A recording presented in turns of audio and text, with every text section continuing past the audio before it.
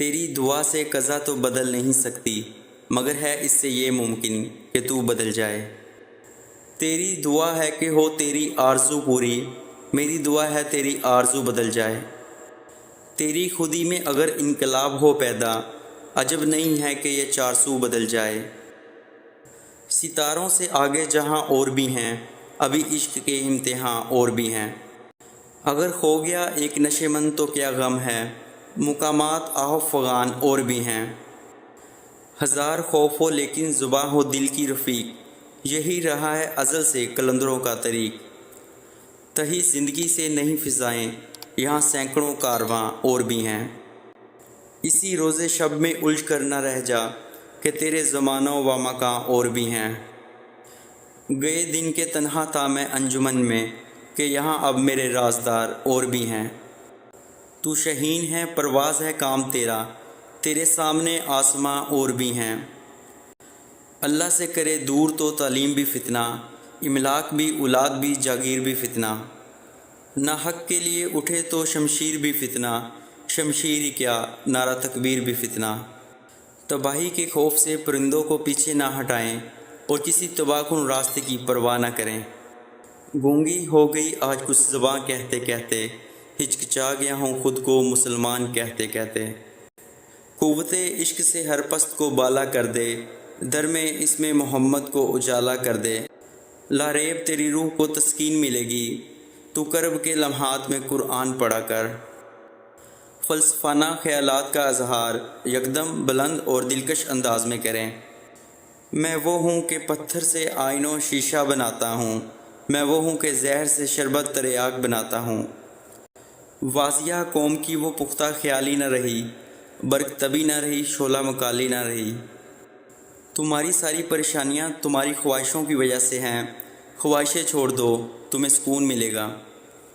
اگر آپ کو زندگی کا راز معلوم ہوتا تو آپ بھی محبت کے سوا کسی اور ساتھی کا انتخاب نہ کرتے۔ قوم مذہب سے ہے، مذہب جو نہیں تم بھی نہیں، جذب باہم جو نہیں محفل انجم بھی نہیں۔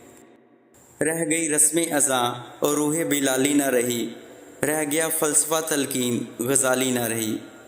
آئین کی سختی کا گلہ نہ کر اور محمد صلی اللہ علیہ وسلم کے مقرر کردہ حدود سے باہر نہ نکل۔ دیار عشق میں اپنا مقام پیدا کر، نیا زمانہ نئے صبح و شام پیدا کر۔ تیری ذلت کا اصل سبب یہ ہے کہ تو نے قرآن کو چھوڑ دیا اور زمانے کی گردش کرنے لگا۔ کنایت نہ کر عالم رنگ و بو پر، چمن اور بھی ہیں آشیاں اور بھی ہیں۔ بلندی کے لیے پیدا ہونے والے باز کی طرح اٹھو اور تنہا نہ رہو بلکہ دوسروں کے درمیان موجود رہو۔ اعلیٰ ترین فن وہ ہے جو ہماری غیر فعال قوت ارادی کو بیدار کرتا ہے اور ہمیں زندگی کی آزمائشوں کا مردانہ وار مقابلہ کرنے پر آمادہ کرتا ہے۔ غریب کی بھوک صرف اس کی جان کھا لیتی ہے، جبکہ بادشاہ کی بھوک تو ملک و سلطنت کھا جاتی ہے۔ اس قوم کو شمشیر کی حاجت نہیں رہتی، ہو جس کے جوانوں کی خودی صورت فولاد۔ کوئی قابل ہو تو ہم شان کیے دیتے ہیں، ڈھونڈنے والے کو دنیا بھی نہیں دیتے ہیں۔ راستے پر چلنا شروع کرتے ہی راستہ نظر آنے لگتا ہے۔ کافر ہے تو شمشیر پہ کرتا ہے بھروسہ، مومن ہے تو بے تیغ بھی لڑتا ہے سپاہی۔ پرندوں کی دنیا کا درویش ہوں میں کہ شاہین بناتا نہیں آشیانہ۔ صبر کرو جہاں تم اندھیرے میں بیٹھے ہو وہاں صبح ہونے والی ہے۔ آزاد کی روح راہ کو زندہ کرتی ہے، صادق کی سانس قوموں کو زندہ کرتی ہے۔ تب تک اپنا دل توڑتے رہنا جب تک یہ کھل نہ جائے۔ یہ بندگی خدائی وہ بندگی غدائی، یا بندہ خدا بن یا بندہ زمانہ۔ تنہا محسوس نہ کرو ساری کائنات تمہارے اندر ہے۔ تیرے عشق کی انتہا چاہتا ہوں، میری سادگی دیکھ میں کیا چاہتا ہوں۔ تمہاری پریشانیاں تمہاری بے ادبی اور ناشکری سے جڑی ہوئی ہیں۔ تمہاری اصل ہستی تمہاری سوچ ہے، باقی صرف ہڈیاں اور گوشت ہیں۔ وہ سب کچھ جو غنودگی لاتا ہے اور ہماری حقیقت سے آنکھ بند کر دیتا ہے، جس پر اکیلے زندگی کا انحصار ہے، زوال اور موت کا پیغام ہے۔ وقت بہت ظالم ہے، تجربہ دے کر معصومیت چھین لیتا ہے۔ انفرادیت اپنے ہی دشمن کو گھر میں پناہ دیتی ہے۔ اپنی روح کو تلاش کرو، اپنے دل کو صرف ان ہڈیوں میں نہ رکھو۔ دنیا میں پہاڑوں میں دریا کی طرح گزرو اور وہاں کی وادیوں کو جانو۔ جب عروج ملے نظریں نیچی رکھو اور اپنا لہجہ نرم رکھو، کیونکہ ایسا کرنے سے زوال میں تکلیف کم ہوگی۔ دولت پر کبھی بھروسہ نہ کرو، کیونکہ دولت تم کو بستر تو دے سکتی ہے مگر نیند نہیں۔ دولت تمہیں کتاب تو دے سکتی ہے مگر علم نہیں۔ دولت زندگی تو آسان کر سکتی ہے مگر خوشیاں نہیں دے سکتی۔ وضو دنیا کا سب سے شاندار اور بہترین سینیٹائزر ہے جو وائرس کے ساتھ ساتھ انسان کے گناہوں کو بھی صاف کر دیتا ہے۔ اللہ کے خزانوں میں سب سے قیمتی چیز راہ ہدایت ہے۔ میں عقل مندوں سے کیوں پوچھوں کہ میری ابتدا کہاں سے ہوئی؟